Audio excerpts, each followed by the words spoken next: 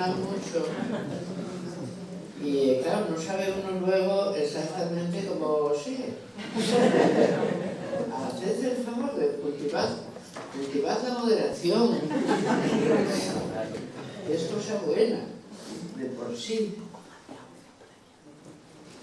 Sé que lleváis un rato esperando. Hemos venido un poco con lentitud porque la enorme cuesta, que es la Zubia, mientras la subíamos, estaba, como debe ser, llena de tráfico. Porque este debe ser un lugar muy querido donde mucha gente viene. Así. Pero eso nos ha permitido ir viendo cada cosa, cada casa, y ha sido fantástico. Y además, por la ayuda de María, pues había muchos detalles que había que ver. Aquí estaba la fábrica, esta es la casa, la otra, ¿sabéis? O sea que ha sido una magnífica entrada. Yo os agradezco enormemente que estéis aquí y lo que me pregunto es, ¿qué puedo hacer yo? ¿Qué puedo hacer yo? Para que de esta reunión no solo salga, que tiene que salir también un buen recuerdo, sino algo más. Os conozco de referencia a tantas y por las redes, porque muchas somos amigas en las redes sociales, porque otras os conozco de Baeza, porque otras os conozco de FEMES. Es lo que hemos tenido que hacer ahora para llevar adelante la sensatez con resultados limitados. Es decir, estamos en una situación distinta, nueva y que nos importa. Yo voy a ver si logro primero dar unas pinceladas de qué creo yo que está pasando y luego ponemos un poco en común esto si nos diera tiempo. ¿Os parece? ¿No quiere que te presentemos ni nada? ¿Perdón? ¿No quiere que te presentemos ni nada? Sí, sí. Bueno, sí. Pues podemos seguir el plan que teníamos. Entonces yo creo que, claro, que tiene razón María, que dice que me tiene que presentar, porque yo aquí llego, me encuentro como en casa y tengo toda la razón. Por favor, presentadme, que si no, si os sigo... Bien, pues entonces vamos a seguir la hoja de ruta que teníamos prevista con su permiso. Buenas tardes a todas y a todos. Muchísimas gracias por acompañarnos hoy aquí en los terceros debates feministas que organiza el Centro de Igualdad con motivo del 8 de marzo, de las actividades que se marcan y se programan dentro del Día Internacional de la Mujer. Es un día efectivamente que celebramos, pero también un día en el que es muy importante hacer balance de los logros alcanzados, pero también de todo lo que nos queda por conseguir. No solamente aquí en España, que al final, bueno, es un país con una democracia consolidada, sino también en el resto del mundo, donde las libertades de las mujeres están absolutamente quebrantadas en muchos sitios del planeta, ¿no? El feminismo al final se define por su agenda política y el cumplimiento de la misma es lo que ha hecho que podamos disfrutar de los derechos que disfrutamos y que podamos vivir, ¿no?, de todos los progresos sociales que estamos habitando ahora mismo. Y para eso hoy está aquí doña Amelia Valcárcel, precisamente para hablar de la agenda política. Antes de darle la palabra a ella, bueno, Amelia, yo quería decirte que para la Zulia habíamos soñado muchas veces con este momento. Ya te lo he dicho hoy a mediodía en la comida. Y bueno, es un día muy importante para la Zulia, para las mujeres feministas. Y quería agradecer en ese sentido, en primer lugar, a mi concejala de Igualdad, a Rebeca Sánchez, por haber apostado desde el primer momento por celebrar estos debates, y también a María Escudero, una vez más, por colaborar con nuestro centro y hacer posible que hoy la maestra, nuestra maestra, esté acompañando. Antes de darle, bueno, María Escudero ahora la presentará, pero antes de darle paso a ella le vamos a dar la palabra a nuestra alcaldesa política cero. ¿Quién respira? Gracias, Cristina.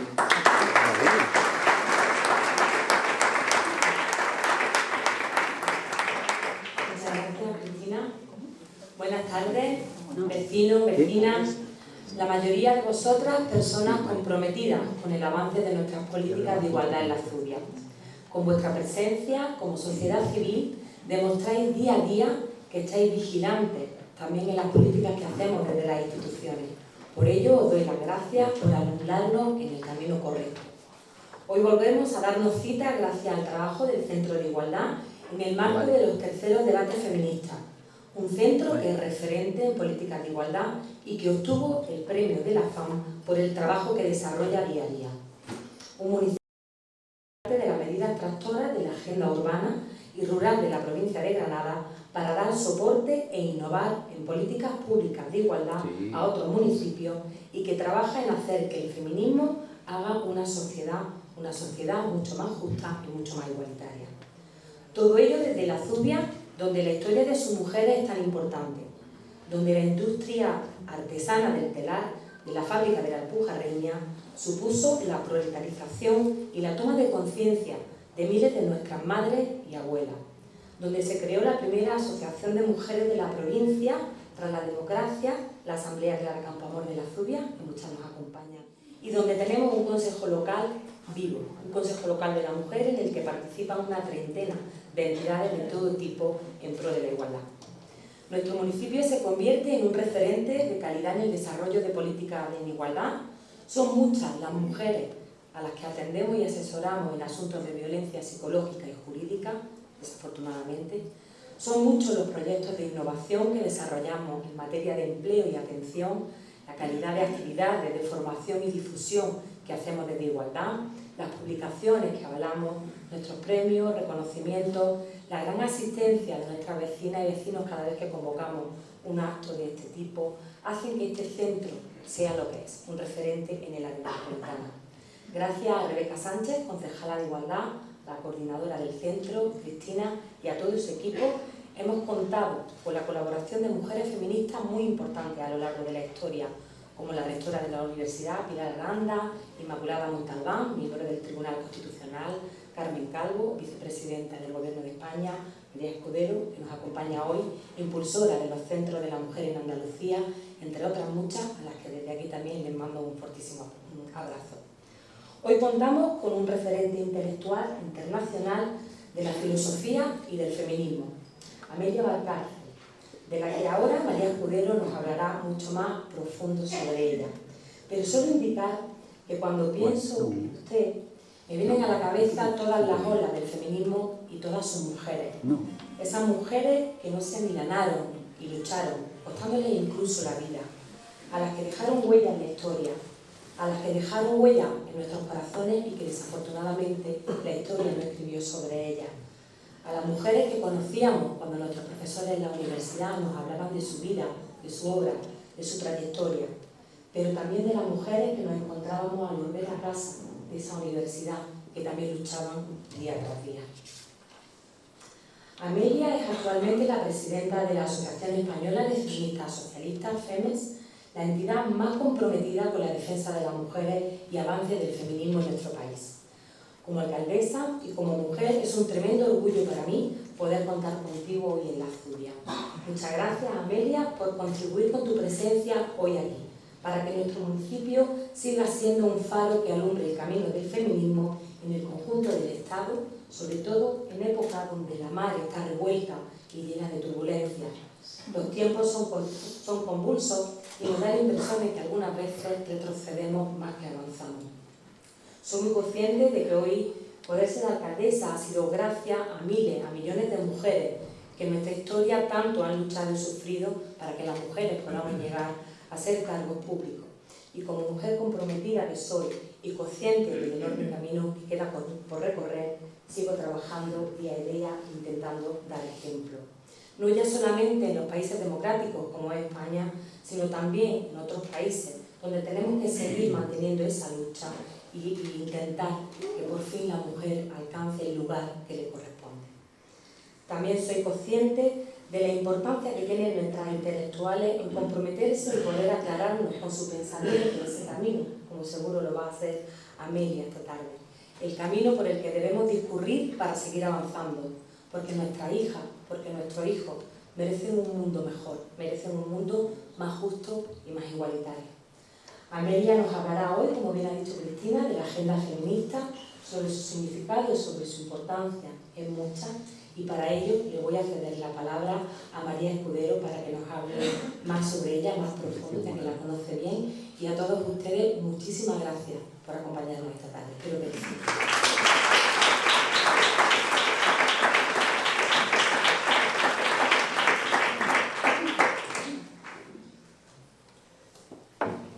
Bueno, buenas tardes. Encantada de estar aquí, encantada de tenerte aquí. Honradísima, agradecidísima de que esté aquí con nosotros. Muchísimas gracias, Rebeca, muchísimas gracias, Juli. Muchísimas a Cristina. Sin tu trabajo, sin tu tesón, sin tu delicadeza, sin tu estar siempre en los detalles, no estábamos aquí. O sea que te lo agradezco mucho. Y queridísimas amigas, mujeres de la Furia, Poder Alternativo, Clara Campoamor, Mercedes, Sara, bueno, en fin, a Mercedes, yo aquí, a tantas amigas de Granada que habéis venido del FEMEN. Es para mí, bueno, un honor, una alegría muy grande teneros aquí a todas y teneros con nuestra maestra. Me han encargado que la presente. Yo no sé cómo presentar a ella. Me puedo poner aquí en un y leer todo lo que hay en la Wikipedia que conocéis. Bueno, veo todavía más amigas por ahí. Casilda, Enriqueta, bueno, muchísima gente.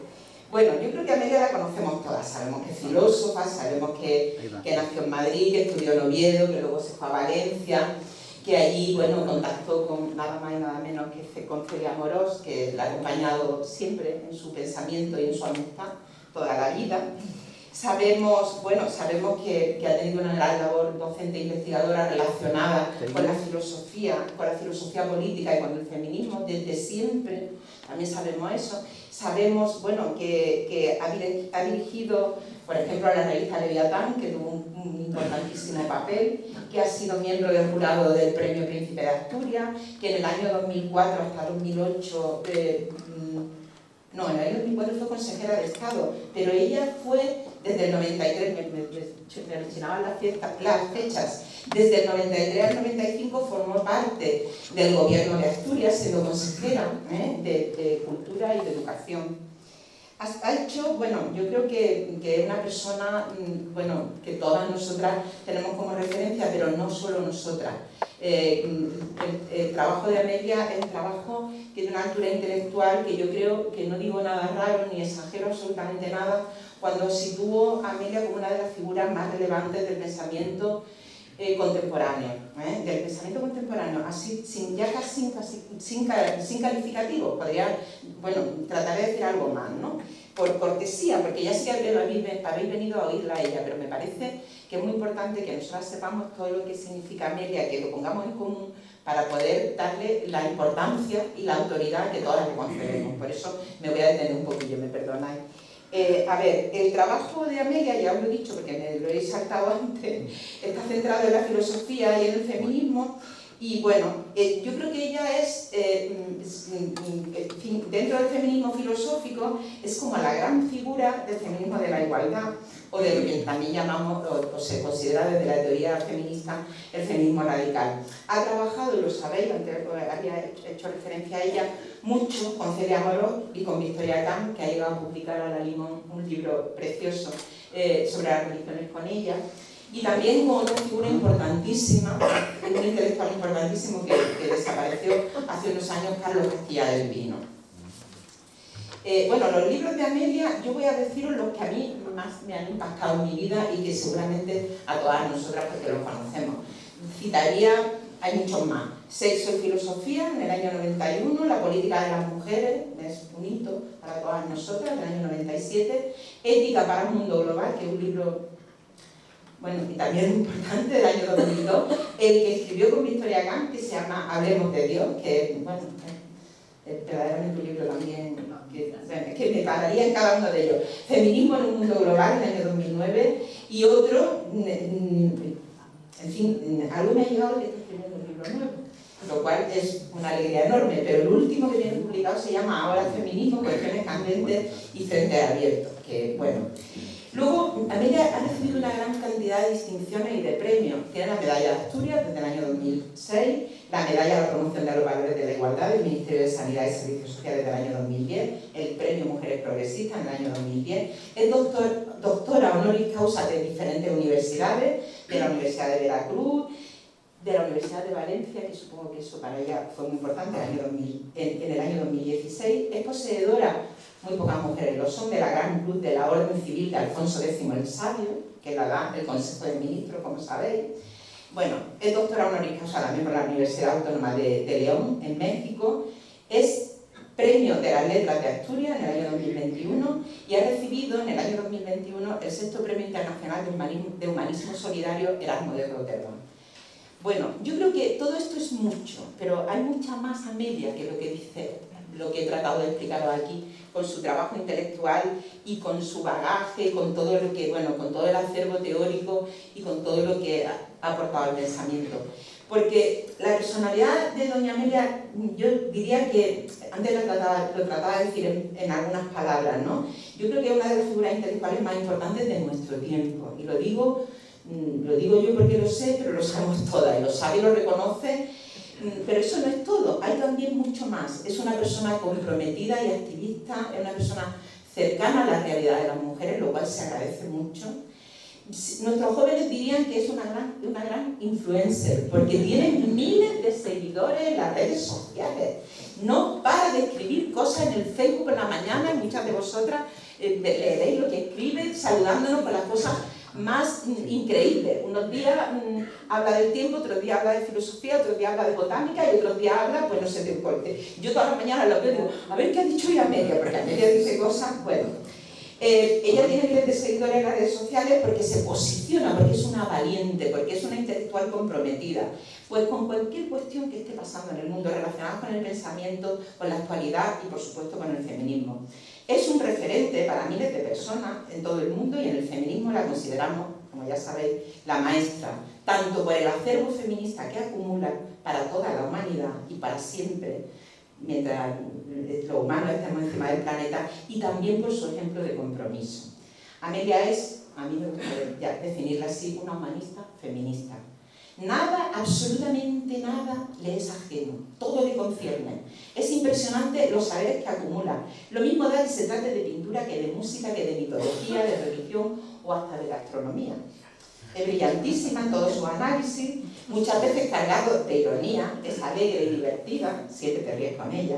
Como persona inteligente tiene un gran sentido del humor. De hecho, si en privado, perdona que lo cuente, si en privado la tratas, te das cuenta enseguida de que es una gran bombiván.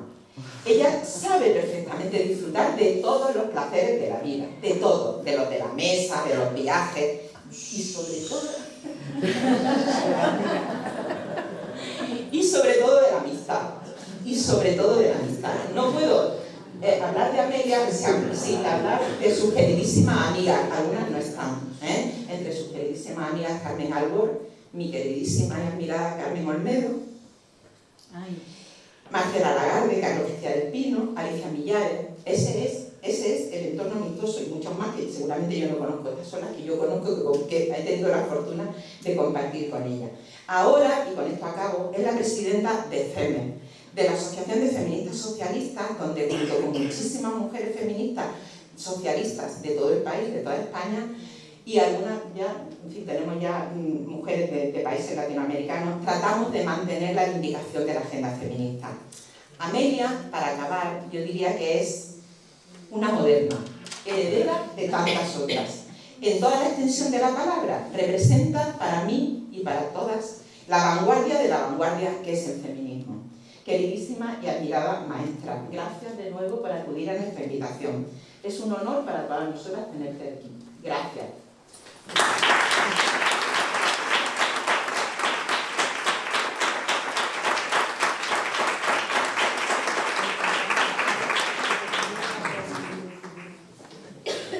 Bueno, muchísimas gracias. Por algo me había saltado yo las presentaciones.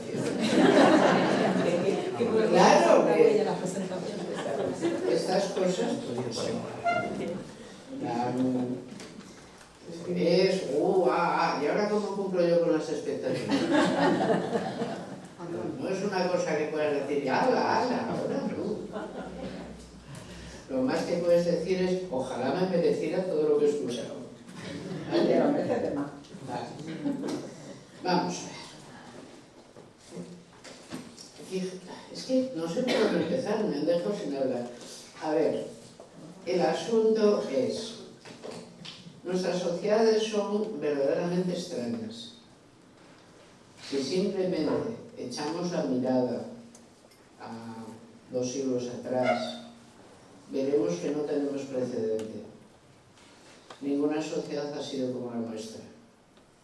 Podemos interpretarlo desde un punto de vista tecnológico y decir, es que hemos adelantado mucho porque todas las innovaciones técnicas, todo esto, ha cambiado los modos de vida. Por lo tanto, debemos nuestra singularidad, para bien o para mal, a la enorme capacidad de la inteligencia humana de producir innovación técnica. Ya no estamos en una pequeña sala, por ejemplo, alumbrándonos con unos candiles ahora mismo. Esto, vamos, si pasamos a cualquier persona del siglo XVIII, ya no las voy a pedir de antes, a esta sala, lo primero que sucedería es que le entraría un ataque de pánico. ¿Qué es esto? Antes no ha existido. Pero, ¿qué le asombraría más? ¿La luz con la que nos estamos alumbrando? Que probablemente sí. Las formas geométricas que nos están acompañando, siendo así que en los ambientes grandes estas formas geométricas eran impensables. No, probablemente esto no lo entendiera, pero tampoco entendería en absoluto qué hacemos aquí. Pero nada. Vamos a ver, a un sitio muy grande, ¿a qué se va? A rezar, ¿no? Los únicos sitios grandes que conocemos son las iglesias, son los sitios grandes, bellísimos, extraordinarios, y allí nos reunimos para rezar. Y entonces hay uno que habla y los demás que escuchan. Luego, poniéndose así, dirían, esto es muy raro, esta gente ha cambiado de religión, están todos escuchando a una que no se sabe por dónde va. Es muy importante entender el espacio, porque para nosotros este espacio no tiene ninguna complejidad. Nos hemos educado en espacios como este. Llamamos aulas. Y nos pasamos ahí una cantidad de tiempo de nuestra vida que si lo reflexionáramos, se nos haría raro. Dice, ¿dónde ha pasado usted más tiempo en su vida? En la cama mucho rato porque dormimos. Es muy raro, fijaos, yo a mí me pasa una cosa con la edad. Me da una rabia terrible dormir. Sí, porque pienso, ¿qué pérdida de tiempo? Jolín, podría estar haciendo cualquier otra cosa. Y para lo que queda, pues oye, claro, ¿por qué dormimos? Que podrías estar leyendo, escuchando cosas, hablando con gente, pidiendo a qué. Pues no vas y te duermes. Pero es que todo lo que vive duerme, es una cosa asombrosa. Dormimos los seres humanos, duermen nuestros primos carnales, los primates, duermen nuestros primos segundos, todos los mamíferos, pero lo más extraño es que duermen las esponjas del mar. Duermen. O sea, hay un momento en que aquello sigue el ritmo del planeta y va y entra en un estado no consciente. Y durante el sueño no sabemos qué les pasa a las esponjas. Menos mal. Digo, porque vete tú a saber lo que hace. Pero sí sabemos lo que nos pasa aquí. Soñamos. Soñamos. Es una cosa extrañosa. Es tan raro esto de soñar que la mayor parte de las grandes culturas que nos han precedido, cuando tenían que explicárselo, decían, bueno, ¿esto qué es? ¿Qué son los sueños? Es más, si alguna vez no tienen tema de conversación, a veces ocurre.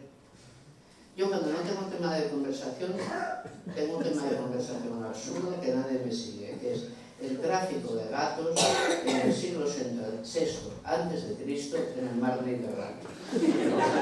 Había un tráfico de gatos que ni se imaginan ustedes cómo era. La gente iba y raptaba gatos en el Egipto y los pasaba. Los egipcios tenían hermandades que rescataban a los gatos y llegaban con sus navíos, bajaban, gato que veían, gato para el barco para volver a su lugar. Es decir, la gente, venimos, somos una especie muy peculiar. Entonces, ese es uno de mis temas. Y una vez recuerdo haberse dicho a Carpena, porque estábamos en una mesa e inexplicablemente nos quedamos sin conversación. Y entonces yo le dije, Carmen, yo lo siento, pero lo único que se habla en estos casos es el tráfico de gatos en el siglo VI antes de Cristo en el Mediterráneo oriental. Si quieres, saco el tema. Carmen, que a la sazón era ministra, le miró con cara de susto, con la cara de estas capaz. Y me dijo, no, mira, ya yo. Oye, ella era sociabilidad hablante, inmediatamente luego otra cosa. No necesito el tráfico de gatos. Es un tema profundo y además muy complicado, hay que saberse muy bien. Pero el tema de los sueños es inabarcable. O sea, cada vez que no vean de qué, siempre entonces, ¿y tú qué soñaste ayer? E inmediatamente todo el mundo ha soñado algo. E inmediatamente todo el mundo no se queda simplemente en, uy, suena no sé qué, pues sí, pues hace raro, porque tal, sí. ¿Qué querrá decir? ¿Qué querrá decir?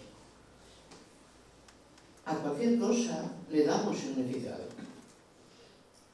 Y lo más difícil es darle significado a nuestra vida. ¿Para qué vivimos? ¿Qué hacemos aquí? ¿Esto qué es? Los sueños, en el fondo, son una especie de ayuda, es como un camino secundario, ¿no? Hoy he soñado, yo recuerdo a Carmen Conde, la poeta, que aunque ella era muy mayor y yo era más jovencilla, me hizo el honor de querer ser amiga mía. Y una vez estábamos cenando, ella ya era muy mayor y ya tenía muy malas pulgas, que es una cosa que nos pasa por la edad. Tenía unas pulgas ya. Entonces ella estaba allí con sus pulgas y se puso a hablar de la vida eterna. Previamente, lo que es peor, habló de política, ya saben, un tema que es mejor no tocar, casi siempre, porque...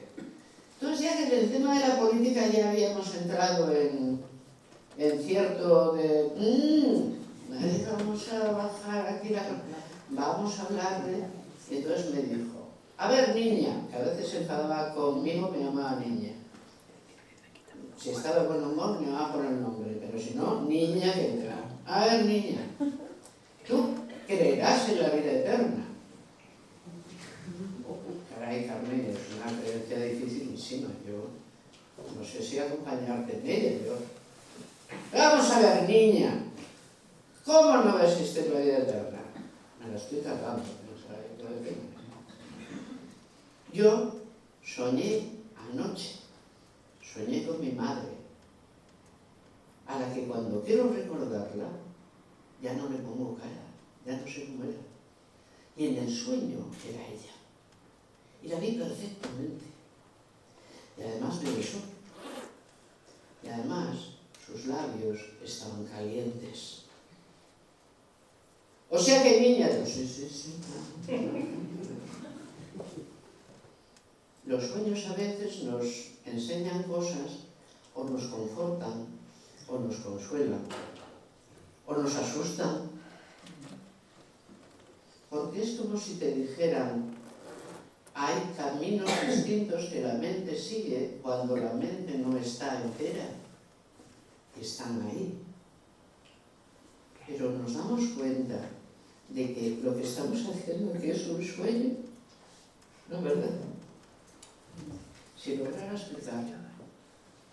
Nosotras somos parte de una humanidad soñada.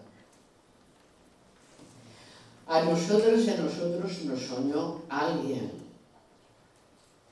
Nosotras y nosotros no somos una humanidad espontánea. Somos un producto. Somos rarísimos y vamos a ser rarísimos lo que nos quede de vida a la humanidad en este planeta, porque alguien nos soñó y no fue Dios. Es una manera de verlo. Yo tengo amigas teólogas, algunas buenas en eso que hacen. Tengo algún amigo teólogo. Yo es que tengo cada amigo.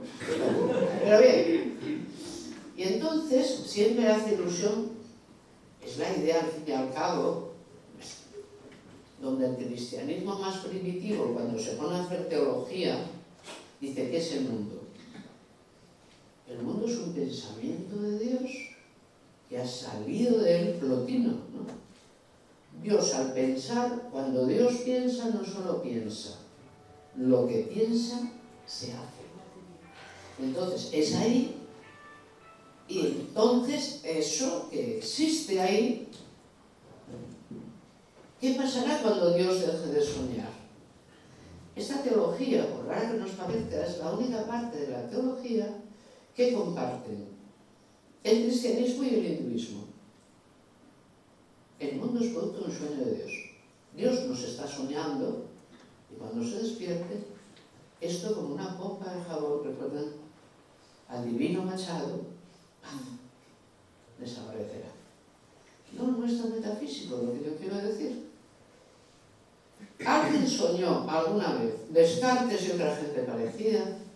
¿Por qué no podría ser la humanidad una reunión de seres conscientes que usando su razón decidiera cómo ordenar su vida, la ajustara a leyes y pretendiera vivir bien alcanzando niveles de justicia y de confort que todavía no conocemos?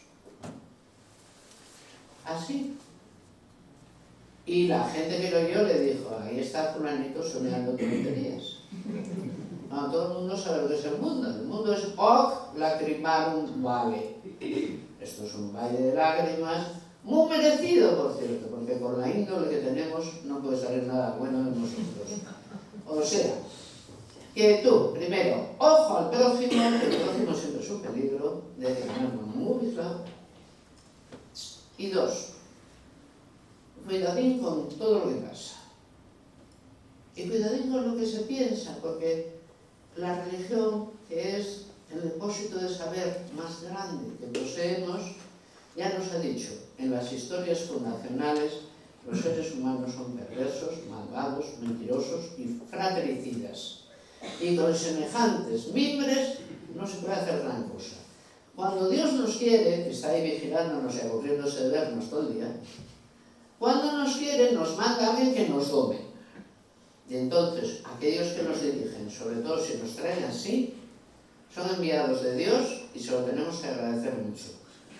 Fulanito, gracias a que con tu autoridad no nos dejas desviarnos ni esta, y nos tienes que no podemos pensar en ti. Menos mal, porque si no por nosotros mismos esto sería un horror. ¿Cuánto ha costado levantar eso? ¿Lo hemos levantado siquiera? No. Incluso la filosofía contemporánea, alguno de los filósofos buenos, ha recordado una frase de otro de los buenos, de Kant, que ha dicho, el fuste de la humanidad está torcido.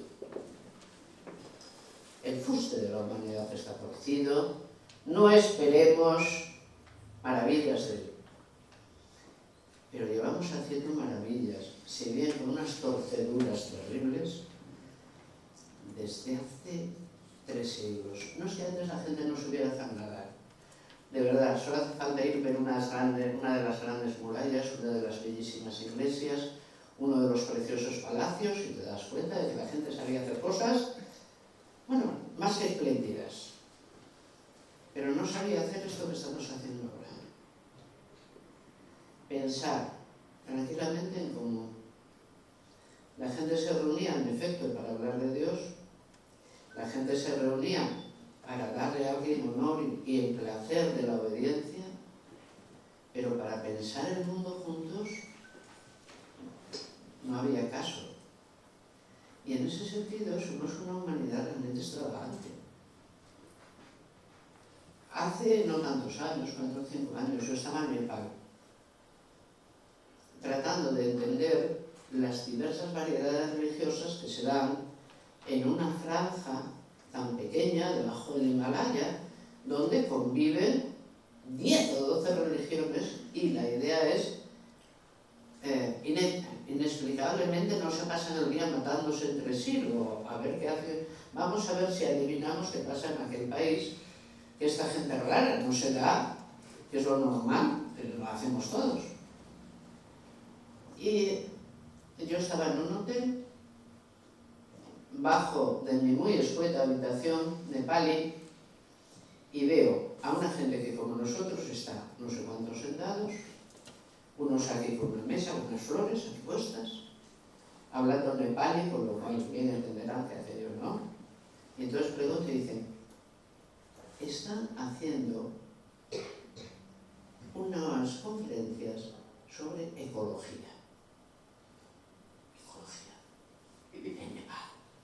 Lo ven ustedes como muy necesario aquí. Y de repente dije, pero Amelia, por favor, reflexiona. Lo que es la manera corriente de transmisión del pensamiento que Occidente ha puesto en el mundo, ha llegado aquí y hay 5 señores ahí felicísimos con unas flores por delante, contándoles a otros 25 lo que es la ecología. Así en Nepal la necesiten o no, porque claro, con el grado, digamos, económico que tienen, no creen que la ecología es su primer problema. Es decir, esta manera de existir se la trasladamos a mucha gente. Uno de los grandes pensadores del siglo XX, Toynbee, escribió que no nos emocionemos, que pensamos nosotras y nosotros que nuestra cultura ha permeado el planeta y le ha dado forma a todo y que verdaderamente todos nuestros valores son compartidos. Que no, que probablemente el comercio y los valores comerciales sí son compartidos, pero todos los demás no tanto como imaginamos. Es que la mayor parte del planeta sigue teniendo sus ritmos y sigue teniendo sus creencias más profundas que no pasan por la aceptación de todo lo que nosotras y nosotros pensamos que es perfecto. ¿Y dónde está la línea de quiebra? Yo esto sí que a veces lo he preguntado. Porque yo notaba, por ejemplo, en Nepal, pero en otros sitios, en Turquía, en Túnez, en Marruecos, una investigación iba sobre todo sobre las religiones musulmanas. Hay pocas variedades, pero las hay, ¿no? Entonces, yo notaba, por ejemplo, en Nepal, cuando ibas a hablar con budistas tibetanos, muchos de ellos en Tíbet han emigrado a Nepal, viven allí. O te ibas a una de las grandes estupas y hablaba así, que todo el mundo estaba felicísimo y cuando le preguntaba si su religión qué consiste y ustedes qué ritos tienen y tal, todo el mundo te contaba y tú allí tocando notas como una loca. Y cuando aquello acababa, nadie te preguntaba, oiga, lo suyo cómo es. Es como si lo dieran por supuesto. O como que interpretaran que si tanto interés tenías en lo suyo, después de todo es que lo suyo no debería de ser tan interesante, sino que el tú a tú es la relación más difícil que existe. Y entonces hay que preguntar, díganme una cosa, a ustedes, ¿qué es lo que más les extraña de Occidente? Preguntabas, ¿qué es lo que más les extraña de nosotros? Aparte de que somos una gente desteñida, no tenemos color como es debido, no... Sí, nos faltan grandes rasgos de belleza que otra gente sí tiene. Y entonces se quedaban así diciendo, ¿se lo cuento o no se lo cuento? Cuando estabas, ¿no? Y dice, no, si ustedes son simpáticos, pero bien de la cabeza no están, ¿no? O sea, su vida es rara. Ustedes, por ejemplo, no cuidan a sus mayores, ¿no? Hemos oído que los meten en unas casas allí y los dejan.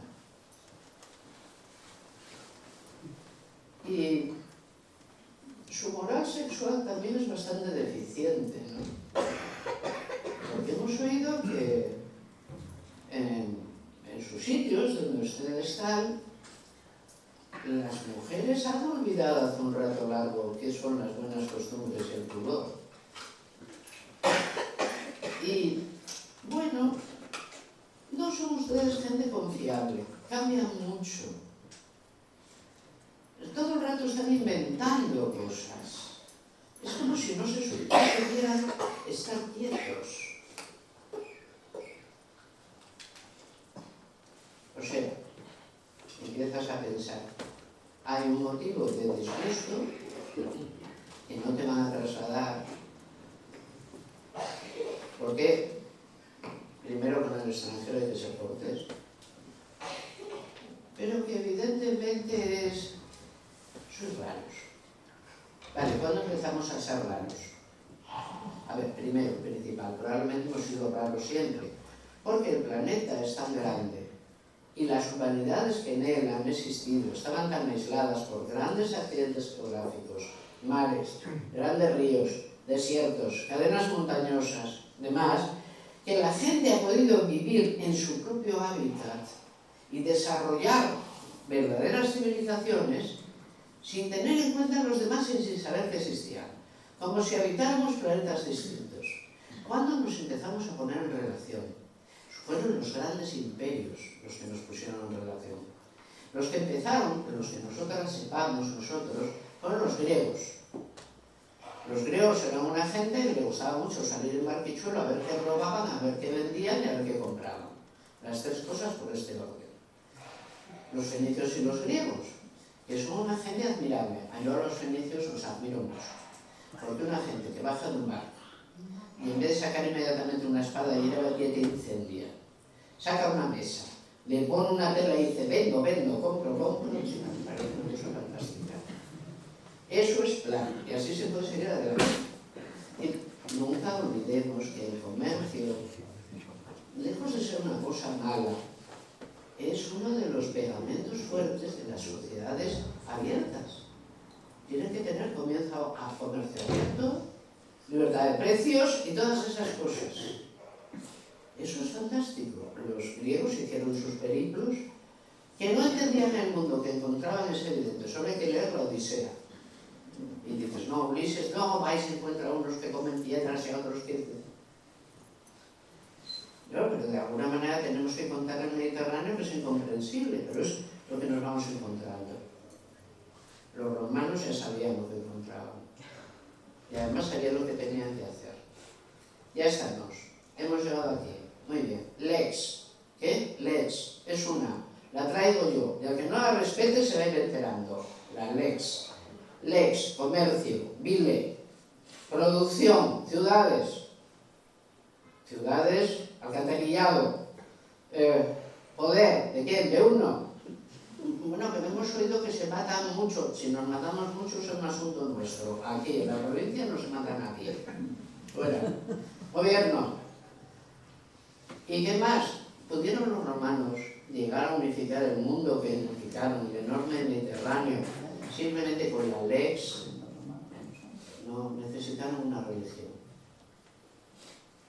No valían simplemente Júpiter y Juno y...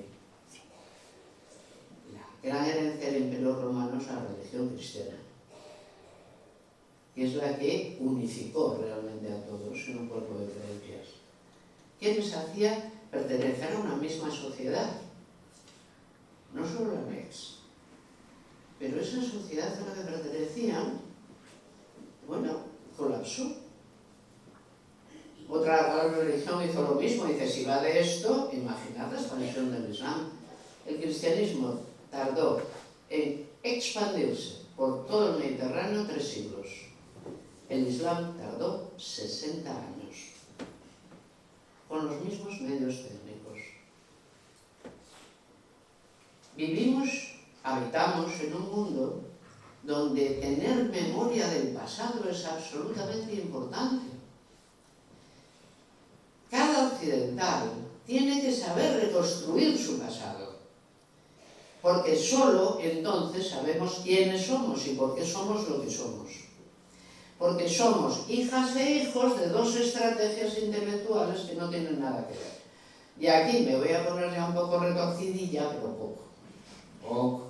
A ver, durante la edad que nos hizo realmente la mente como ahora la tenemos, a la que llamamos ilustración, ese enorme proceso de cultura que se produjo desde finales del siglo XVII hasta la completud del siglo XVIII y la Revolución Francesa, durante ese inmenso periodo de cultura, aparecieron dos estrategias conceptuales. Una es la cartesiana. Combinemos ideas unas por otras con tal diafanidad y sutileza que solo alcancemos ideas exactas. Y lo haremos bien. Esas son el tipo de ideas con las que, por ejemplo, funcionan las ciencias exactas. Y otro fue Montesquieu. Nada podemos conocer bien si no sabemos cómo ha llegado a ser lo que es. Cualquiera de nuestras tradiciones políticas viene de esos dos ríos, y son dos ríos de pensamiento que cuando se juntan en nuestra cabeza, si nos retiramos un poco, cuando pensamos para pensar, no para soñar, cuando estamos un poco detrás de lo que vemos hacer al cerebro, ¿no han tenido ustedes esa sensación de verse pensando? Uno nota el pensamiento, lo ve y luego se pone un paso detrás y se ve pensar. Bueno, pues hay un momento más, que ya no es solo que estoy pensando, es cómo lo hago. O sea, ¿qué estrategia está utilizando eso para llevar a término lo que hace? Y uno se da cuenta si eso está utilizando un método analítico o un método sintético histórico. ¿Qué es el feminismo? A estas alturas ustedes dirán, por fin hemos dejado la parte del feminismo.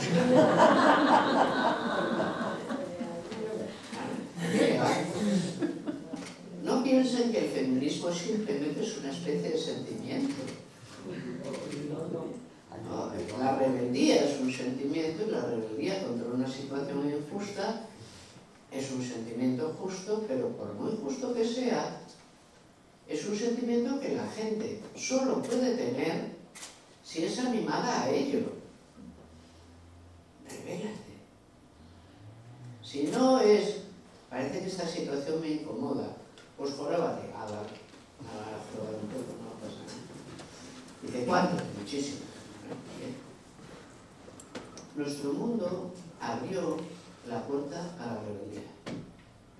Y en ese sentido a veces decimos que tiene dos características que no sabemos manejar bien. Es un mundo prometeico, se ha rebelado contra los dioses. Y es un poco un mundo luciferino, por lo mismo, se ha rebelado contra los dioses. Por lo tanto, cuidado con los dioses, que son gente que no les gustan este tipo de actitudes. Somos esta cosa media. Fausto de Goethe lo explica perfectamente. ¿Por qué tenemos tantas grandes obras que nos hablan de la rebelión humana? Pero digan, ¿hay rebelión más extravagante que la rebelión de las mujeres contra su destino? Vamos a ver, ¿para qué estamos en el mundo? Recuerdo una de las preguntas anteriores. Una religión te lo dice perfectamente. Bueno, pues cuando es buena, hay religiones, son una Biblia tan grande que no acaban de explicártelo bien, porque dejan ahí una confusión que dices, hombre, pero esfuercese, ¿eh? No, hay religiones que se esfuerzan poquísimo. Y otras que por el contrario, pues oye, bien, ¿para qué estamos en el mundo? Esto lo quiso Dios. Vale. ¿Pero para qué? Aparte de ¿por qué?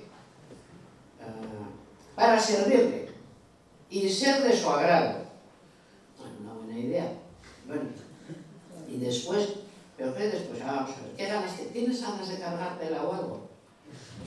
O sea, esta conversación como sigue, que tú sigues preguntando como en la etapa de la pregunta, de los 3 a los 5 años, o que yo te explico que esto se acaba aquí. Que no hay más preguntas, señoría. ¡Fuera! No hay más. cuando el discurso religioso empieza a quebrar. ¿Por qué quiebra? Porque la razón se había hecho poderosísima, ¿no? Es muy extraño. Occidente se evade y rompe. La gran construcción de que el sentido del mundo lo da la religión, cuando la religión prueba en los hechos lo peligrosa que es para la gente. Que en vez de unir, divide, que produce guerras terribles, que produce odio. Nada tememos más que el odio.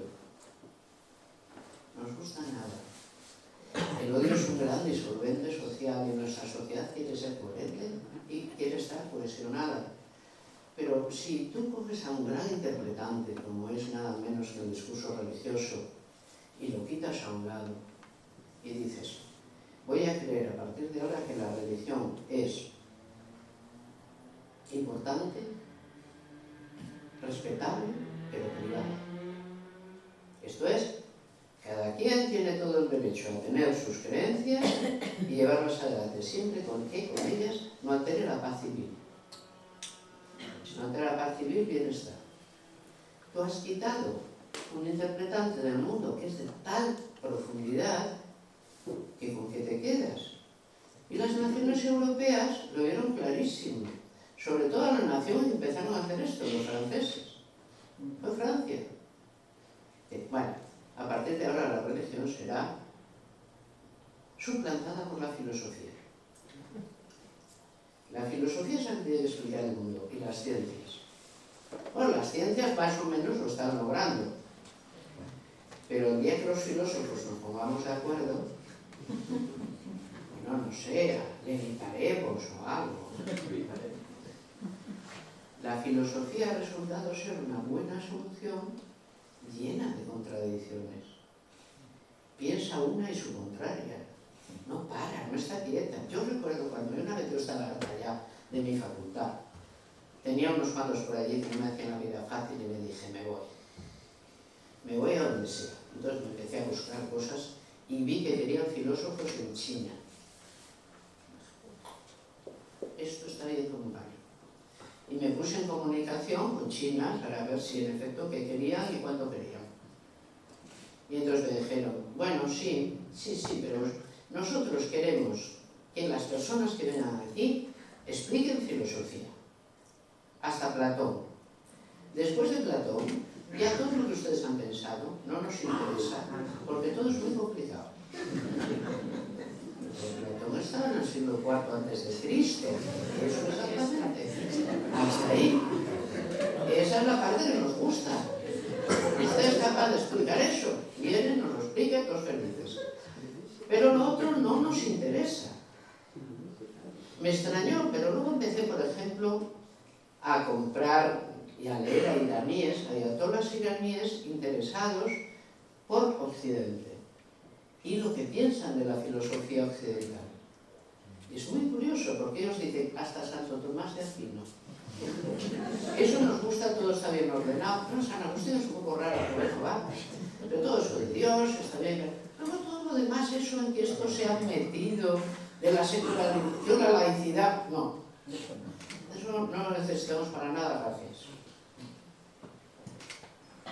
Yo a veces voy a una manía feminista. Ya voy a menos, porque no puedo andar, no porque no tenga ganas. Pero como no puedo correr, ni puedo andar, ni puedo subir puestos, ni puedo hacer unas cuantas cosas, pues mi capacidad de ir de manis está muy mermada. Pero cuando voy, veo a las jovencitas y a otras no tan jovencitas, que se emocionan todas y dicen, somos las hijas de las brujas que no habéis podido quemar. Pero vamos a ver, gente angelita, aquellas pobres señoras ya mal lo pasaron porque aquella gente tenía muy poca contrastación intelectual. Pero las feministas no somos hijas ni nietas de ningunas brujas, a no ser que eso se diga en el sentido metafórico, o sea que nuestras tías, madres, abuelas y bisabuelas no tenían buen carácter. De no decir en ese sentido, somos hijas del pensamiento occidental, con tal progenie y con tal intensidad que no lo podemos ni imaginar. Somos la encarnación directa del racionalismo. Brutalmente. ¿De dónde acá que una mujer diga, yo soy igual que cualquiera? ¿De cuándo acá? ¿Tienes media torta? ¿De qué? Que si tienes media torta. Probablemente no. Pues entonces no puedes ser igual a nadie. Serás igual a las que tengan menos de media torta. O a quienes decidamos proteger, los que sí tenemos media torta. Pero la humanidad ha estado siempre bien reglada y ha asumido la jerarquía como un valor social de cohesión. Y en ese valor social de cohesión las mujeres están todas bajo la autoridad simbólica de los varones. Digo simbólica y no real, porque puede haber una mujer que esté en tan alta plaza por su familia o por lo que sea, que haya que darle, digamos, respetos que por sí misma, por ser mujer, no merecería, pero las merece por su familia, por ejemplo, o por su apresurada honestidad, o porque tiene un carácter horripilante que cuidado con ella, y que encima es hija de no sé quién y prima de no sé quién más. Es decir, las mujeres son seres casuales que están imbricados en un sistema de poder al que pertenecen de un modo vicario. Y esto es así. Y no hay nada más que contar. ¿Qué tienen que hacer? Ahora, que si puedes, tenemos suerte, tienen que cumplir lo que dice el Salmo de la mujer fuerte de la Biblia. Tú te levantas antes de tu marido y te acuestas después, porque te pasas todos los santos días trabajando para que tu casa vaya bien y prospere. Y tu principal virtud es la limpieza y la obediencia. Y no hay más, y esto está bien. Y además, por si no te gusta, lo ha querido Dios. ¿Qué? Yo lo conozco mucho mejor que tú, y hablo con él todos los días, y no hay más que contar. El orden está bien hecho. ¿Cómo hemos, por qué nos da la risa con la cosa más seria que existe? ¿Cómo nos hemos hecho todas primas de Voltaire? Que cuando escuchamos estas cosas decimos, claro. Hasta la última, la encuentras en un sitio, subida en una cumbre, con 3 cabras. Le cuentas esto y le da la risa. Aunque sea enterado por la rabia. ¿Cómo ese espíritu de rebeldía, de incredulidad, ha entrado en nosotras? Y lo que es más extraño, ¿por qué los varones han llegado, o están llegando difícilmente, a la conclusión de que quizás después de todo tenemos razón? O sea, que después de todo no es tan malo imaginar que tenemos que montar una sociedad distinta sobre otras bases. No se puede separar el feminismo de la democracia, son lo mismo. Brotan en el mismo lugar, usan los mismos conceptos, edifican el mismo edificio conceptual. Necesitamos conceptos muy buenos para pensar el feminismo. A ver, una cosa es que necesitemos, ¿cómo decirlo? Voy a ver si lo logro en rapidez. A veces, cuando una, se opone a una situación sumamente injusta, es muy bueno el ingenio. Tú encuentras una manera feliz de darle la vuelta a algo y ya está. Pero para que algo se consolide y dure, es necesaria una dinámica intelectual de encaje perfecta, o casi perfecta. Y la filosofía feminista se ha dedicado a ello durante casi 300 años. Y les aseguro que a día de hoy, incluso en tipos civilizatorios a los cuales resultamos extraños, están más penetrados de feminismo de lo que desearían. Es como un virus que entra. Es más, es una de las cosas que odian. Y ustedes, además de tener malas ideas, las propagan por todas partes. No se conforman con estar ustedes locos, no, exportan. Y es verdad, porque el feminismo desfundamenta el mundo heredado y nos hace habitar en salas como estas, en sitios distintos que no han existido jamás, cambiarnos palabras entre nosotras y nosotros distintas. El asunto último que quiero plantearles es el feminismo, esta característica tan rara de nuestras sociedades, es una característica civilizatoria. No, el feminismo no es un sentimiento, bueno, ya no les digo si ser mujer es un sentimiento, acá vamos a entrar, ¿no? El feminismo no es un sentimiento, es una articulación teórica bastante difícil que exige bastante estudio, porque exige entender en general todo el proceso al que llamamos modernidad en nuestras sociedades. Y entenderlo tienes que lo tienes ahí. Pero es tan exigente que presenta una especie de denle la vuelta a todo. Y no hay ninguna sociedad que se pueda enfrentar a un denle la vuelta a todo. De manera que tenemos que acostumbrarnos, y acostumbradas estamos, a vivir en sociedades donde sabemos que formamos parte de la dinámica del cambio, pero que tenemos que tener cuidado con cuánto cambiamos. Porque aquello se mantiene solo si va bien compensada una cosa con otra. Ahora, los cambios son asombrosos. Cualquiera de ustedes se dará cuenta, pensando en su vida, cuántos cambios en las relaciones entre varones y mujeres en su propia vida han observado. ¿A qué velocidad en el fondo va esto? Pero como la velocidad va bien templada, es como cuando tocas bien una sinfonía, no va bien templada y suena bien. No notamos lo rápido que es. Nos va sonando bien. Y el feminismo, la civilización feminista nos va sonando bien. Lo único que tenemos que tener en cuenta es que estamos en el umbral, que acabamos de entrar por la puerta. Todavía no sabemos lo que será una verdadera civilización feminista. No existe ninguna.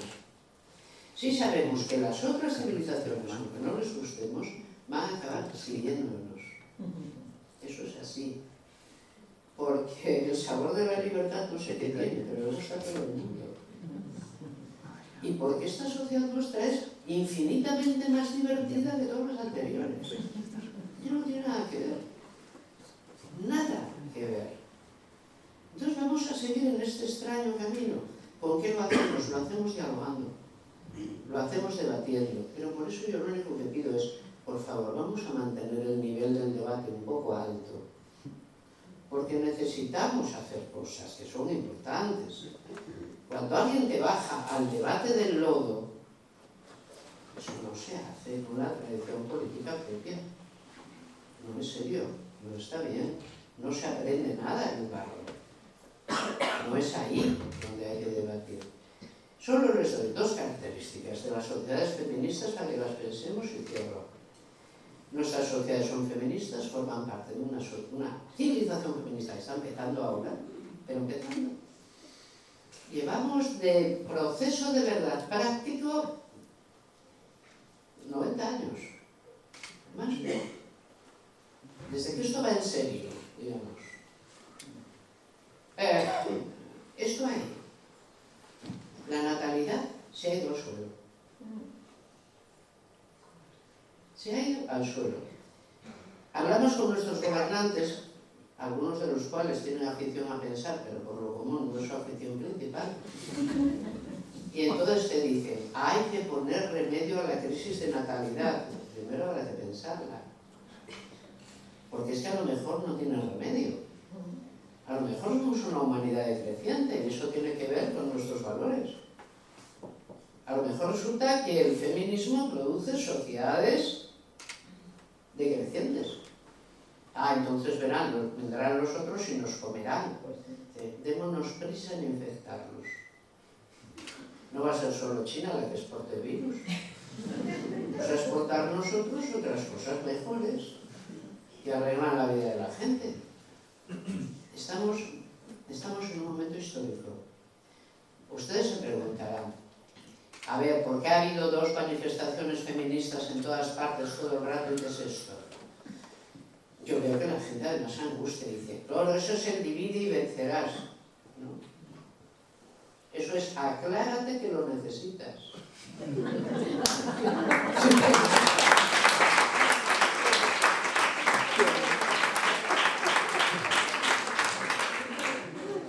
Cierro. Cada persona que vive en nuestro tipo social, que es un tipo sociomoral y político sumamente complejo, tiene la obligación de poder saber argumentarlo ante cualquiera, de principio a fin, y cuanto más, mejor. Tenemos una obligación de sabiduría que no tiene ninguna otra humanidad, de saber de nosotras y nosotros mismos, quiénes somos y por qué, de saber explicarlo. Y dentro de esta obligación de sabiduría, la obligación de libertad que tenemos es justamente el feminismo. El feminismo es la mayor marca de libertad de nuestras sociedades. No es, por lo tanto, ninguna moda, ni se va a marchar, ni habrá un día. Yo recuerdo que en el 8 de marzo la gente decía, hay que celebrar el 8 de marzo. ¿Y por qué? Porque lo celebran por ahí todo el mundo, ¿no? ¿Y qué hay que decir? Y había gente que se decía, hay que decir algo inapelable. Celebramos el 8 de marzo hasta que no haya necesidad de celebrarlo. Y te esperas sentada. La libertad no acaba nunca. La libertad no acaba nunca. De verdad. Pensar es lo mejor que podemos hacer y somos un tipo humano al que se le da tiempo para hacerlo. Un tipo de humanidad curiosa, muy curiosa, aquello de Brave New World. Somos un raro y extraño mundo. En ese raro y extraño mundo, las mujeres no es que hayan descubierto que son A y que son B, porque lo hemos descubierto todos. El feminismo es universal. No es solo una cosa de las mujeres. En las mujeres puede traducir el sentimiento de rebeldía y decir, no, tengo causa para esto. Pero en general es más bien una manera de entender el mundo que es la mejor, porque lo cambia. Lo cambia generalmente para mejor, pero con cosas que nos van a seguir sorprendiendo siempre. No sabemos todavía lo que da de sí. Y cualquiera que diga, le aseguro que yo soy muy feminista y que todo lo que voy a traer en la mano es bueno, pues no sé. Será raro, ¿eh? Eso casi seguro. Miren que el queer, que lo hemos producido nosotras, aunque no lo sepamos, raro es lo que quiere. O sea, de la idea feminista del sexo no importa a la idea queer del sexo no existe, hay un pequeño salto que alguien está dando con una tranquilidad que nunca se dio. Estemos preparadas y preparados para saber que estas cosas nos esperan siempre en el camino. El feminismo tiene que volvernos espíritus fuertes. Y nada más. Muchas gracias.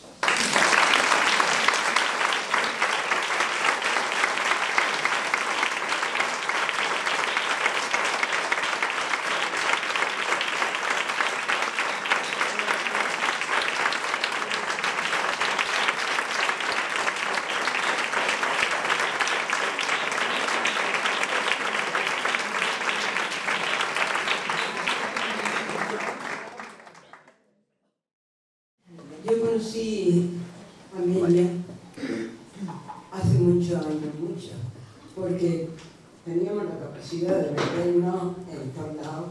La Asamblea de Mujeres, pero la reconozco. Íbamos, te escuchábamos en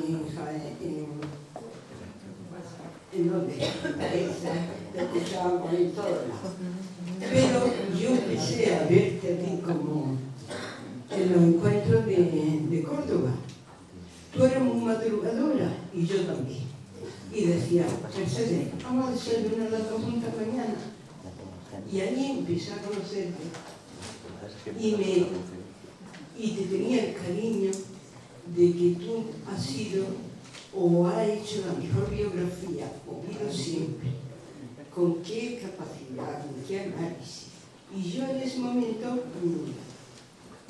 Pero recuerdo que me contaba en nuestros desayunos que cuando no veía a nadie, que cuando estaba en Asturias en la cocina de tu casa ya hacía reuniones con algunas mujeres mientras que guisaba. Y me quedaba yo diciendo, madre mía, con lo que sabe esta filósofa, no sé cuánto, y reuniendo mujeres. Y me venía en la mente cómo creamos nosotros la asamblea aquí en Asturias. Pues, por una cosa. Luego María Escudero, pues también ha sido también un apoyo nuestro. Pero yo siempre he tenido ese cariño por lo mismo que me presentaste a Clara Campoamor. Que yo, pues claro, ¿cómo le ponemos a la asamblea? Clara Campoamor. Pero realmente yo no había estudiado quién era Clara Campoamor y con qué elegancia y con qué preciosidad me la presentaste. Y luego, ¿cómo te presentaste tú? Desde ahí ya soy tu fan. Y estoy contentísima que Cristina haya podido traerte, porque nosotros lo intentamos un año, acuérdate, y aquí estamos presentes algunas Angelitas, Maricani, pero por problemas de agenda no pudiste venir a nuestra Semana de la Mujer. Y nos quedamos hasta con el billete comprado. No, así fue que más te digo, queridísima. Pero de todas maneras... Es que yo últimamente no voy a ningún Pero de lado. todas maneras... Este va a ser uno de mis prácticamente únicos. Pero He eso, querido venir positivamente para veros. nosotros ya lo tenemos.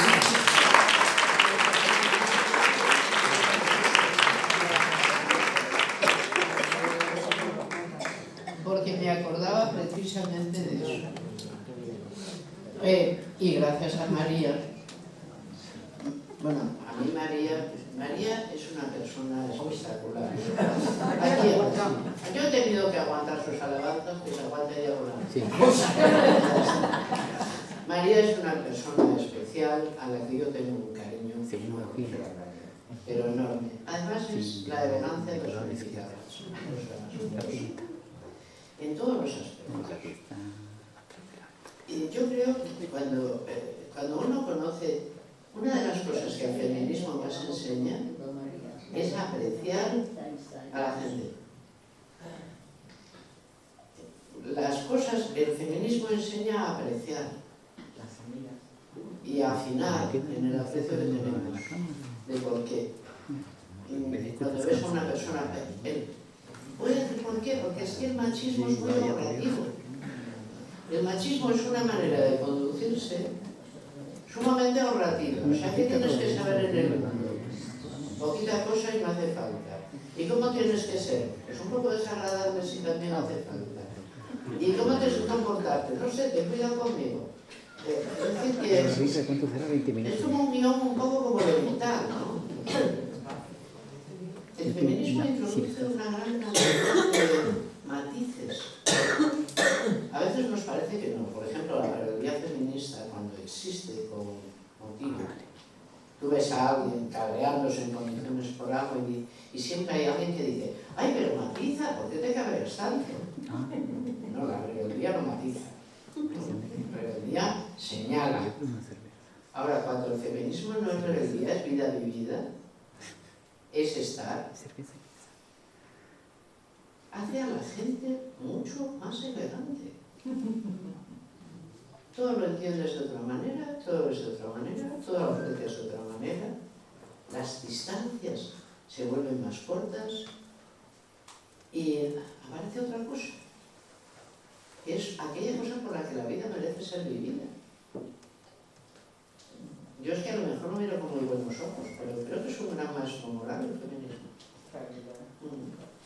Querida alcaldesa y querida concejal, Uri, yo supongo que gobernar un municipio como este tendrá sus complejidades, pero supongo que tú te habrás dado cuenta de que el manejo de la mano izquierda es imprescindible. Siempre, ¿no? En el poder. ¿Por qué? Dice, porque siempre tienes que atender a lo que te dicen de tal manera que se vea que en efecto atiendes a lo que que te dicen y tienes que entender lo que no te están diciendo. Están diciendo, "Ay, es eso y lo otro". Y yo creo que en el feminismo sí que, queridas amigas, queridos amigos, tenemos que aprender cada día más a escuchar mejor. Nos viene bien. Encima lo pasaremos mejor. Porque el prójimo, en buenas ocasiones, y la prójima en casi todas las ocasiones, es un ser humano que tiene muchos matices. Y es importante, nuestra vida se puede producir en monocromía o no. Me consta que hay momentos en que hay que ser monocromo. Y bueno, nada, se acabó. Aquí ya no se entiende más, ya se ha entendido. Todo lo que hay que entender no es gran cosa, a la M. Hay que ser a veces conclusiva. Pero vivir es apreciar. Siempre. Vivir es apreciar. Y yo he notado, voy a dar un poco de coba locamente, que yo no sé por qué, para mí es un misterio, pero en Andalucía el saber del matiz lo habéis tenido siempre. No sé por qué tenéis ese don, pero lo tenéis. Por ejemplo, mi pueblo no lo tiene. Vamos, ni se le espera. Tenemos cierta capacidad de ironía, incluso exagerada. Pero, no, esto que tenéis aquí, que es, digamos, esa calma, ¿no? Para ver el matiz. Ese talante de, a ver, es admirable. Y hace mucho que no lo explotáis. No, es verdad, antes, a ver, en la literatura, en las cosas, uno advierte el talante de las gentes y el tipo al que pertenecen. Y yo creo que Andalucía ha estado tan metida en salir del secular atraso, que se llamaba, que ha dejado un momento como si hubiera dejado de producir esta cosa admirable que sabe hacer, que es talante, de producir talante. Y os aseguro que tal y como está el patio es muy necesario. Es muy necesario un poco de eso que tenéis, que yo no sé ni llamar.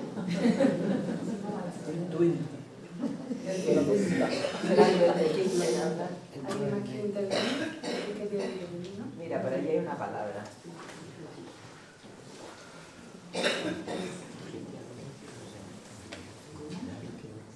Hola, buenas tardes. Muchas gracias, Amelia, por la intervención y por el recorrido.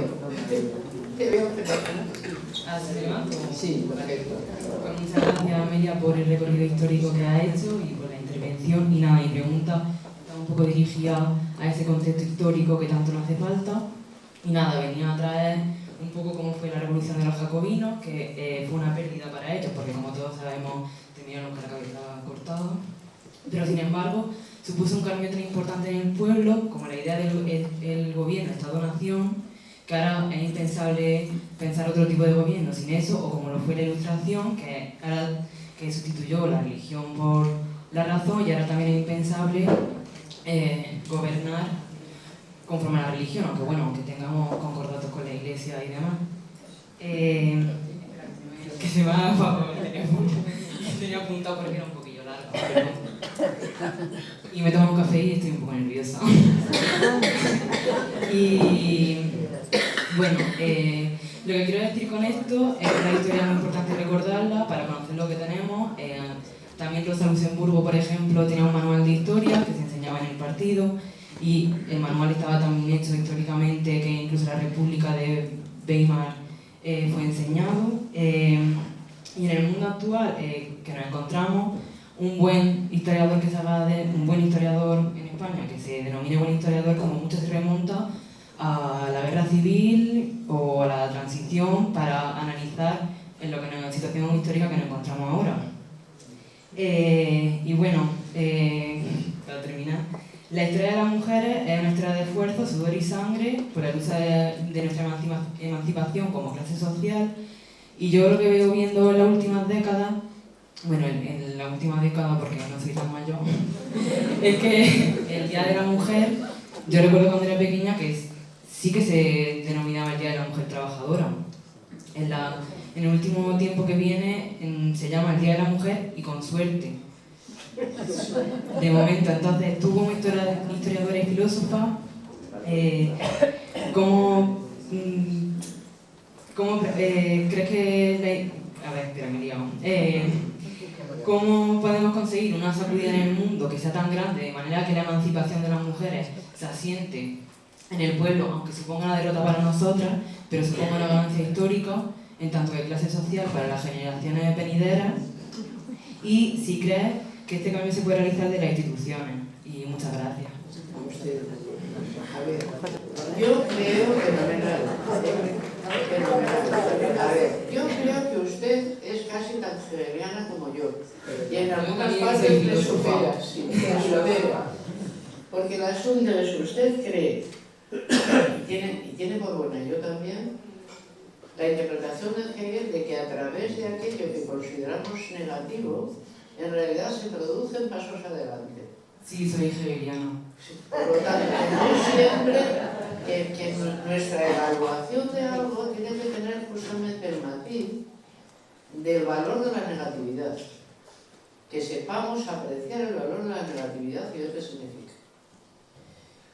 Y vivimos en una etapa donde el avance es tan fuerte que tiene que producir fuertes resistencias y fuertes convulsiones. No convulsiones tan bestiales como las que ha vivido Europa. Nunca olvidemos que este continente nuestro padeció 2 guerras mundiales el siglo pasado, que ni nos imaginamos. Si les doy un ejemplo hasta qué punto a mí me cabrea que la gente sea poco fina. Yo el otro día, es un horror. Pido perdón a la concejala, a la alcaldesa, a María, a las Claras, a las Teladas, a todos. Pero estaba yo viendo internet, que sabéis que es una cosa que hago, y veo una cosa que sale, una especie de cosa que no es un teléfono y que se llama Satisfyer. ¿Sabéis de qué hablo? Que es una especie como cosas raras, ¿sí? Y dice, este instrumento mata fascistas. O lucha con el fascismo y acaba con él, o vamos. Y claro, con independencia de que ese instrumento funcione o no funcione. Si me ocurren varias razones por las cuales podría no funcionar. Con independencia de eso, ¿cómo tenemos tan poco respeto por la cantidad de varones jóvenes traídos del otro lado del mar, de Detroit, de los lugares más inverosímiles, a morirse en el desembarco de Normandía? Allí, como piojos, ametrallados. O sea, no, las bromas hasta donde dan de sí. Porque el respeto por nosotras y por nosotros mismos tiene que estar puesto. Porque lo que tenemos ha costado mucho. Puede que a nosotras no, pero a quienes lo consiguieron sí.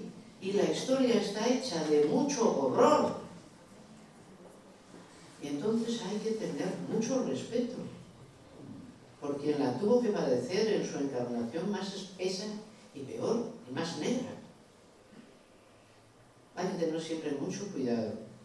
Pero mucho cuidado, porque el mucho cuidado tiene que ver con el respeto que nos tenemos a nosotras o a nosotros mismos. Que es muy importante mantenerlo. O cuando últimamente la gente se llama fascista una a otra como... Vamos a ver. Vamos a ver. Ahora, yo ya he hecho la cosa de... Vaya esto a la cuenta de que la turbulencia que ahora se presenta, que es una gran turbulencia, no es una turbulencia acompañada de esta violencia. Es una turbulencia presente en sociedades abiertas y pacíficas. Pero tampoco imaginemos que la violencia está tan lejos. ¿Qué está pasando en Ucrania? Está ahí mismo. Y estamos no mirando, lo vemos. ¿Está la geopolítica asegurada? ¿Quién asegura que nuestro modo de vida va a ser en efecto universalmente admitido. Para nada. Yo creo que tenemos todavía desafíos y que necesitamos pedirle a alguna gente que cuide sus palabras. Porque hay una gente que resulta que tiene la piel finísima, no les puedes decir nada, porque todo les ofende, y meterse, sin embargo, con el sentido común de la humanidad, que ha sido dificilísimo de lograr, eso les parece una cosa que se puede hacer desde las 8 de la mañana en adelante. Y no puede ser. Hay que ser un poco más humanos. Tenemos un... Quejarse de esto no es como quejarse de la Primera Guerra, ¿eh? Cuidado. Ni de la Segunda, ni de nuestra terrible guerra civil, ni de cosas por el estilo. Momentos en que, en efecto, las sociedades quiebran y pueden desaparecer. Pero tengamos orgullo de lo que otros nos han conseguido y otras nos han conseguido del dolor que les costó. Y no usemos algunas palabras en vano. La religión nos decía, no tomes el santo nombre de Dios en vano. Aparte que el santo nombre de Dios es mejor que no lo tomes en vano. Esto tampoco. Esto de ninguna manera. Son las nuevas cosas que son sagradas. Allí donde se ha depositado mucho dolor en la humanidad, aparece algo que se vuelve sacro. Y por lo tanto, con eso no se juega. Nadie haría bromas, bueno, hay gente tan estúpida que a lo mejor sí, si visita uno de los terribles campos de concentración nazis, no se nos ocurriría. Bueno, yo estoy representándome a una o dos, que a lo mejor sí, pero no se nos ocurriría. Bueno, cuidado con las palabras. Cuidado con las palabras. Porque allí donde mucho dolor se ha dado, alguien lo ha padecido. Y de alguna manera con eso nos ha evitado que lo sufriéramos los demás. Estamos muy cerca de la Semana Santa. Nuestra religión es tan rara, sigue siendo la más interesante. Yo, después de estudiar muchísimas, a la nuestra le tengo hasta cariño. Es decir, nuestra religión es tal que a mí me pasa mucho cuando tú vas, y sobre todo por Oriente, y te dicen, no, es que yo, cuando ya te pones a preguntar, que si ya enteramente, es que yo el cristianismo no lo entiendo. Porque además, ustedes adoran una imagen desagradabilísima de un tipo puesto en un instrumento de tortura, lleno de sangre, vamos, una cosa horrorosa, no se puede ni mirar. Y es verdad, pónganse ahí, que si no, nosotras lo aguantamos porque lo vamos viendo toda la vida. Pero yo un día estaba en una ciudad de Andalucía que no citaré y que es muy de esto. Y tanto que en el hotel, en el pasillo, tenía unas fotos de tamaño natural, me encontré con un nazareno de frente.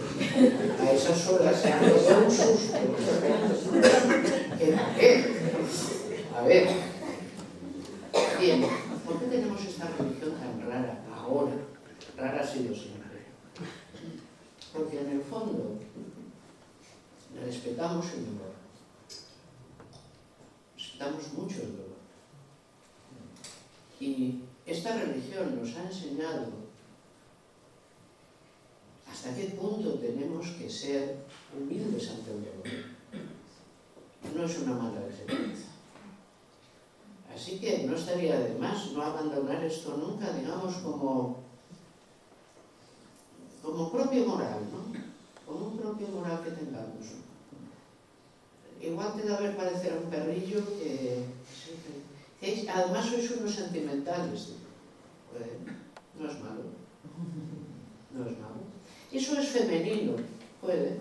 No es malo. Es que ya no se sabe quiénes sois cada vez. Puede. No es malo. Pero aún así os gustáis. A veces. No es malo. Es un nuevo mundo. Caminamos de la mano igualmente bien. Pero desde luego he apreciado muchísimo su hegelianismo, porque estoy completamente de acuerdo con él. Gracias.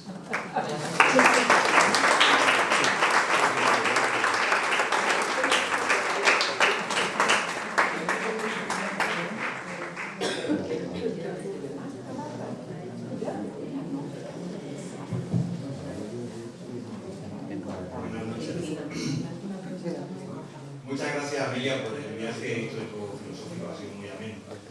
Y bueno, oyéndote, me acordaba, tú has hablado de Voltaire, pero yo me acordaba de Rousseau o de Kant. Y como diría Goya, ¿no? La razón crea monstruos, ¿no? Solo cuando se duerme. Bueno, y entonces, pues, estos dos filósofos, que los podemos tener en los altares, pues también tenían una visión de lo que eran las mujeres, pues bastante. Jean-Jacques Rousseau especialmente proletaria, no sé cómo decir.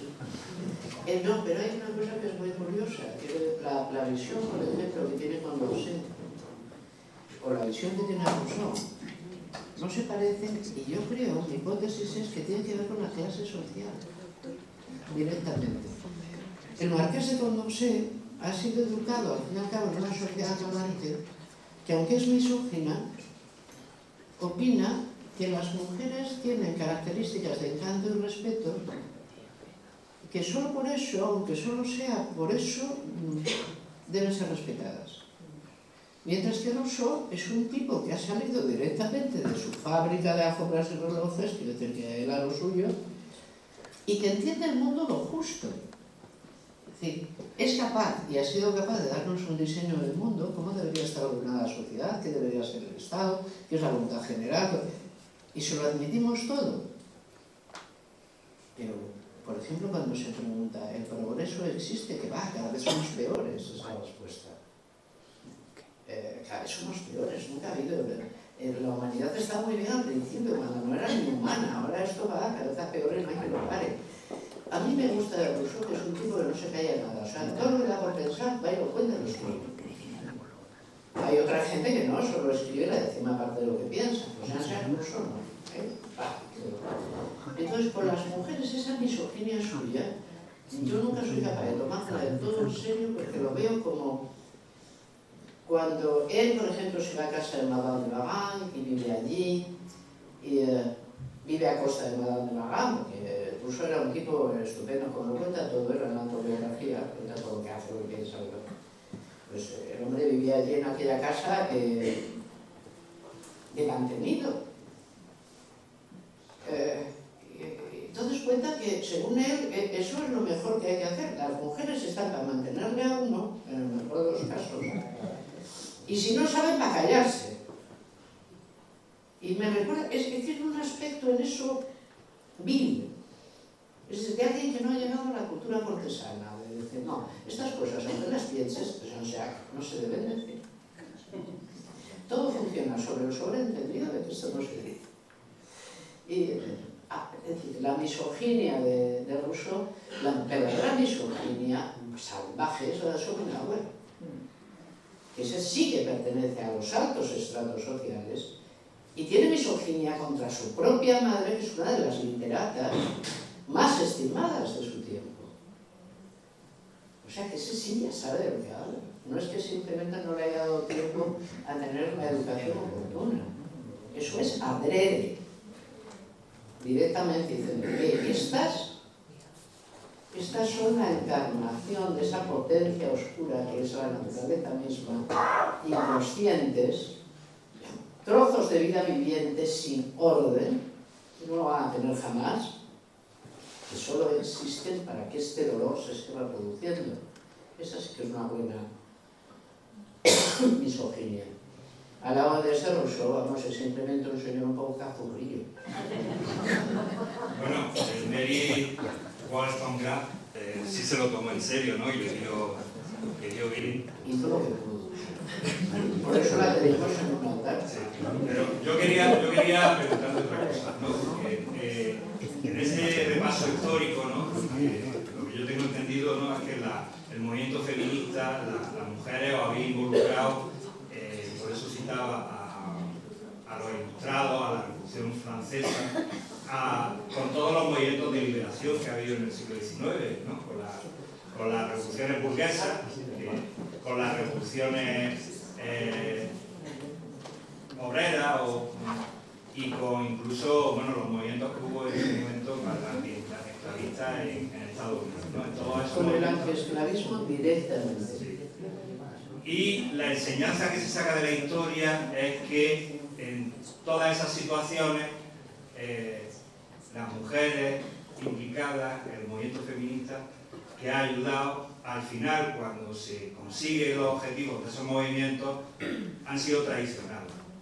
Y no sé si esa situación que se ha vivido en esos momentos en el siglo XIX, no sé si la podríamos estar viviendo actualmente. La verdad es que nunca se me había ocurrido pensarlo, pero pensaré. O sea que yo estoy siendo muy optimista. Sí, vamos a ver. Pensemos, por ejemplo, en el origen del cristianismo, ¿no? Uno lee los evangelios y se da cuenta de que esos textos, que son textos populares, es decir, no los han hecho los grandes sabios eruditos, sino una gente, los evangelistas, aquellos que sabían escribir productos del helenismo y fijaban los hechos y dichos y demás, no pueden evitar contar qué cantidad de mujeres andaban por ahí. Porque andaban. O sea, tú miras los textos y dices, bueno, esto es un mujerío constante. O sea, tanta gente de aquí. Y iban con él fulanita, que era la que estaba casada con no sé quién, y menganita, y también sus primas, y además había otra. Cuando la Iglesia se establece esa tesis de Ellen Pagels, ¿no? Fantástica, Ellen Pagels, la gran historiadora del cristianismo primitivo, cuando hace esa obra magnífica, los Evangelios Nostros, ¿no? Y de repente, en el siglo III las licencian a todas. Y vale, esto ya va en serio. En cada ciudad tiene que haber un episcopo que vigile cómo va aquello. Episcopo, el que mira desde arriba, obispo. Y tiene que haber una gente que... Y todas estas que andan por ahí enseñando, fuera. Y todas estas que se han subido a un púlpito, fuera. Y todas estas que escriben lo que sea, fuera. Y entonces, la tentación es, las licenciaron, ¿no? Las usaron porque tú ves que aquello no puede triunfar sin las mujeres, que son las mujeres las que han decidido el triunfo del cristianismo en el imperio. Son ellas directamente. ¿Por qué? Para oponerse al culto del Mitra y a su machismo. Entonces, al otro lado, dice, y van en el siglo III y dice, fuera, licencias. Todas. Y esa losa, cuidado, que es una grandísima losa. Es responsable también de algún que otro crimen muy grande. En la Revolución Francesa, bueno, las mujeres hicieron los clubes y tal, en efecto se los cerró el momento jacobino. Lo primero que hizo fue cerrar todos los clubes femeninos, y luego vino el Código Napoleónico y lo dejó ya todo claro. A ver, vosotras, ¿de qué vais? Pues lo que yo os diga, por misión de codificación. Es fundamental. Las mujeres fueron la mayor parte de los grandes movimientos antiesclavistas. E inmediatamente las quisieron licenciar, pero no se dejaron, fabricaron la segunda ola del feminismo. Es decir, ahora debe ser que ya no somos tan fáciles de licenciar.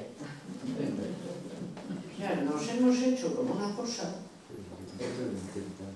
no somos ya tan fáciles de licenciar, ha sido más fácil en otros momentos. Pero probablemente esa tentación sí existe, y tenga usted razón en señalarla. Es decir, que siempre se dice, ya habéis cumplido, ¿no? Ya estuvo bien. Porque eso pasó, por ejemplo, cuando acabó la Segunda Guerra, la mística de la feminidad fue directamente querer licenciar a todas las mujeres que habían mantenido el esfuerzo bélico, toda la fabricación de armas, por ejemplo, es femenina todavía en Estados Unidos. Sí que hay una tentación de licencia. Sí la hay, sí. Gracias por la apreciación.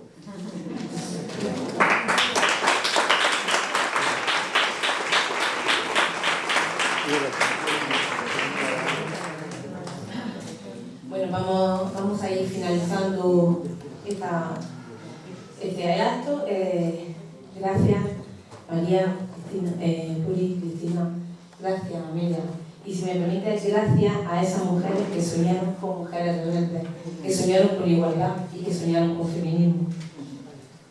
Me toca cerrar esta primera parte del acto que hoy teníamos, que he visto en este debate feminista, y la verdad es que me siento muy orgullosa de poder compartir este momento. Un placer escuchar como concejala de este municipio.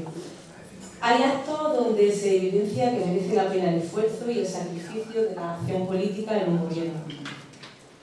Agradecerte tu confidencia, agradecer vuestra asistencia y vuestra participación. Pedir disculpas a la gente que no ha cabido en la sala, pero decir que se está grabando para que la gente que quiera verla pueda verla. Me gustaría dejaros con unas reflexiones. Una, la importancia para el feminismo de que las mujeres sigamos siendo el sujeto político del mismo y que no se nos borre. Segunda, que el feminismo va de la mano de la democracia y que ahora se intenta vender disfrazado de moderno cuestiones que atentan contra el avance de los derechos y la propia democracia, que nos fragmentan, nos dividen y nos hacen retroceder en derechos. Que es muy importante que filósofas y pensadoras, como es el caso de Amelia, nos ayuden a entender por qué todo se nos presenta tan complicado a las mujeres en el mundo en el que nos tocó vivir. Y por último, que la sociedad civil, nosotras, vosotros, organizadas, organizados, es muy importante que estemos activas y movilizadas para evitar el retroceso en nuestros derechos. Simplemente recordaros que mañana tenemos la gala de los premios de igualdad, donde vamos a reconocer 13 entidades y personas de diferentes categorías. Tenemos a 2 premiadas aquí, enhorabuena María, que nos dicho. Y entre ellas también a Miriam Valcárcel como premio nacional. Como sabéis, es una gala que no es una gala al uso, bajo la coordinación de Cristina con el Centro de Igualdad. Tenemos preparado una gala especial y, por supuesto, llena de contenido feminista, que merece la pena asistir. Estáis invitados. Ahora vamos a terminar el acto. Nos gustaría que nos acompañarais a la sala de Mujeres Brillantes, ya para finalizar. Tenemos un pequeño regalo para Amelia. Y allí vais a entender por qué el regalo va a ser allí en esa sala. Sin más, muchísimas gracias y si queréis, nos invitamos.